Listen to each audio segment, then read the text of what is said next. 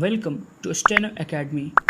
Today we are going to do a dictation from Kailash Chandra, Volume 11, transcription number 230. So get ready, start. Sir, as a teacher, I am pleased to note that the government have appointed an old teacher, Dr. Kotahari, as the chairman of the University Grants Commission. We are proud of his scholarship and of his devotion to duty, and we feel that under his able guidance, the University Grants Commission would be able to render increasing service to the cause of education in this country. I am glad to know from the Education Minister that the University Grants Commission and the Education Ministry are functioning harmoniously. But I wish to point out that in the last report of the University Grants Commission, the Commission pointed out certain difficulties in carrying out its responsibilities. I do not know what steps were taken afterwards to remove the difficulties and to ensure to the University Grants Commission autonomy which is its due. Sir, we are holding conferences of the Ministries of Education and conferences of the Vice Chancellors of the universities, and I feel that we should also hold conferences of the chairman of the University Grants Commissions of various states. In spite of that jurisdiction, we are holding the meeting of various states in spite of that jurisdiction, and we are dealing with various educational questions.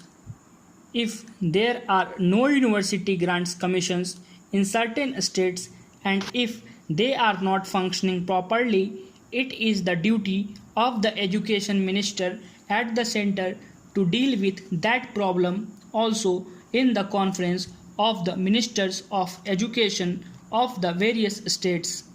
If they find some difficulty in having a conference of the chairman of the university grants commissions of the various states, I do submit that the universities are not functioning as autonomously as perhaps the education minister wished them to function. I know that in the last report of the University Grants Commission, it was said that freedom is vital to good education and democracy, and I know that our education minister today also repeated the same idea in other words. But I am afraid that interference in university education is rather increasing. The bureaucratic spirit is tending to dominate the university life much more than it did when we were under the British regime. Certain states are tending to be instruments of the government's policies. Intra-party conflicts at government level and conflicts between the state governments and the union government in certain cases cause difficulties in the administration. I do know that for the present state of affairs, teachers and students are to an extent responsible, but I beg to submit that the hierarchies are in no way less responsible for that present state of affairs in our universities. Without mentioning names, we know that proper care is not taken in the appointment of vice chancellors. If the system of election has failed, selection by government has proved no better so far as the cries of the vice chancellor are concerned. In many universities, the directors of education are chosen as vice chancellors, and I have reason to believe that their selection is in general resented by the professors of the universities concerned. I do admit that some of the directors of education might be fit even to be in charge of universities, but I do feel that if the government wish that persons in charge of secondary education should also take interest in university education, it is proper to appoint them as university professors before they are appointed as vice chancellors of universities. I have in mind a person like Dr. Amarkant Jha, who belonged to the Provincial Education Service. He served as a university, had experience of university education, and then when he became the vice chancellor of the university, he discharged his duties as vice chancellor admirably well.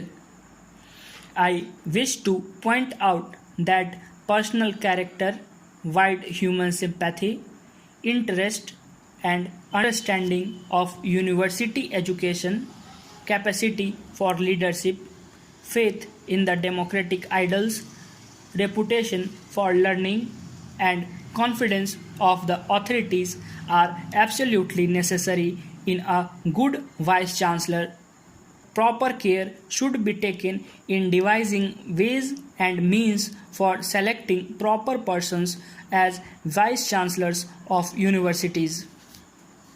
I welcome the new pay scales of teachers of the central universities. I do wish to point out that there is a great need for the amalgamation of the grades of lecturers and readers. Most of the teacher conflicts are due to these two grades of lecturers readers, and great harmony will prevail among teachers in case the two grades subject to certain efficiency bar are amalgamated. I do feel that there is no marked difference in the abilities of teachers of central and state universities, and there is need for equalization of the pay of teachers of state universities. Whoever may be responsible in pay, the country would suffer if there is no equalization of pay, because disaffection would continue and this will tend to university life and standards. I wish to point out that some system of transfers should be encouraged by the University Grants Commission. So that's the end of description number 230. Thank you.